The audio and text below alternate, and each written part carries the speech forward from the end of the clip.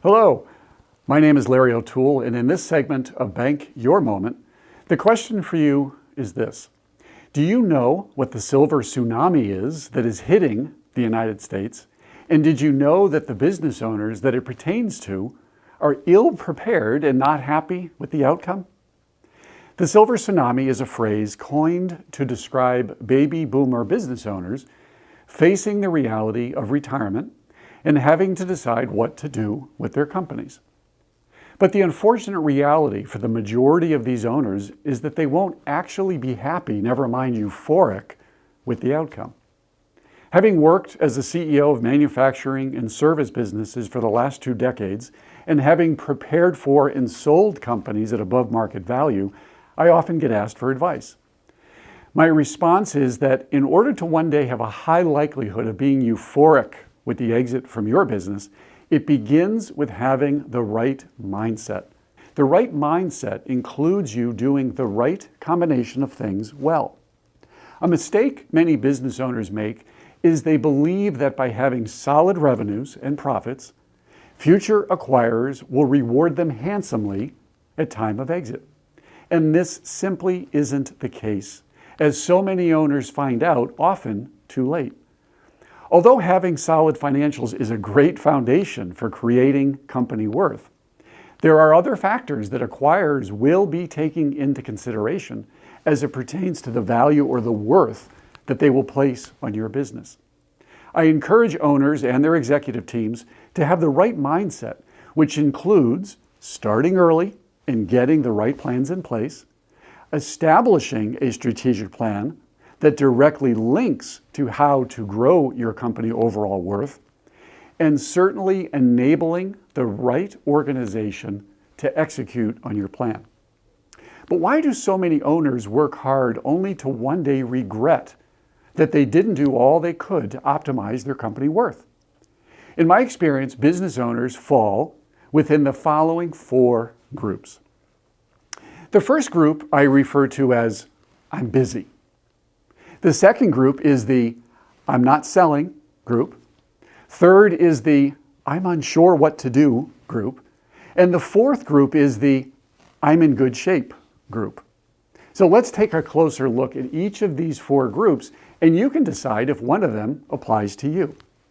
The first group, the I'm busy group, accepts the concept of preparing for a future optimized exit, but they aren't yet taking appropriate action. If you're in this group, you may view the primary reason as you are just too busy and feel that staying focused on the business today is the appropriate thing to do. The expression often used for this group is you are working in your business versus working on your business. Symptomatic among these owners is hearing them say things like, "We're just too busy right now," or "I need to finish these other things first." Now, the second group, the I'm not selling group, isn't convinced that the future even includes a sale of their company. Let's look at the 2 subgroups within this category. The first is the business and the owner are inseparable. They are one in the same. Despite knowing that one day they will need to separate from their business, that's not an attractive idea, and therefore they don't want to ever plan for it. The second subgroup is the owner who envisions a generational succession or perhaps selling one day to the employees. What is often underestimated is the stress and complexity arising as the transition requires assessing the value of the company, and the owner realizes they didn't optimize the business, and now disagreement and/or disappointment arise over the value being set. Let's look at group number 3. This is the I'm unsure what to do group. If you're in this group, you most likely embrace that having the right mindset is important, and you know you could be doing more that will grow your company worth, but you're uncertain as to what steps to actually take. Also within this group is any business with multiple owners who aren't aligned in mindset. One owner clearly sees value in getting started now and establishing the right plan, but for whatever reason, they can't get aligned with the urgency or the pathway to do so with the co-owners. Finally, the fourth group, the I'm in good shape group of owners, is confident that they are taking the right steps toward building company worth and are working their plan to do so. A portion of this group is correct and are in fact doing the right combination of things. This is the group with the highest likelihood of being euphoric one day when they decide to exit. But there is also another portion of this group that believes they are in good shape, but they find out too late that the confidence was misplaced. This group learns the hard way that they weren't doing the right combination of preparation activities, and you'll hear them eventually say, I wish I could turn back time as I would have done things differently. Regardless of your mindset in which of these groups you find yourself in, there are actions you could be taking immediately to give you the confidence that you are working the right plan for growing your company worth.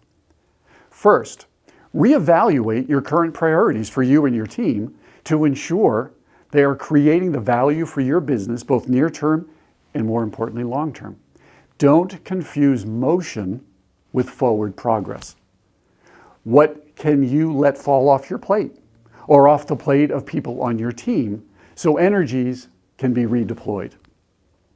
The next action you can take is turn to your personal advisors. For example, maybe you have a board or even informal advisors that you can solicit advice from.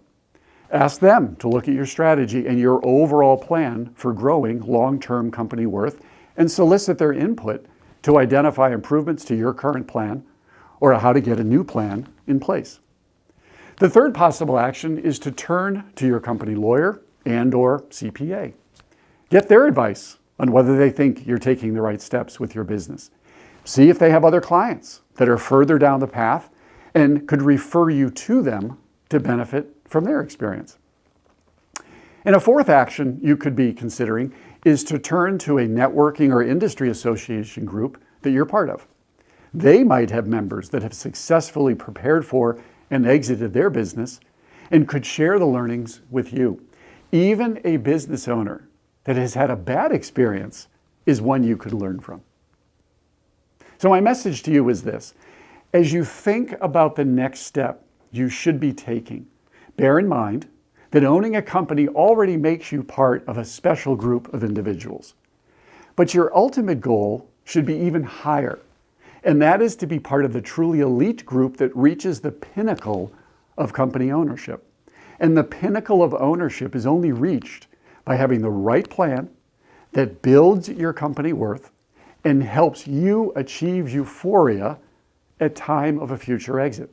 Don't view being able to deliver on this as daunting, but know that with the right mindset and getting the right plan in place, you too will one day be able to excite potential acquirers and deliver the outcome you've dreamed of.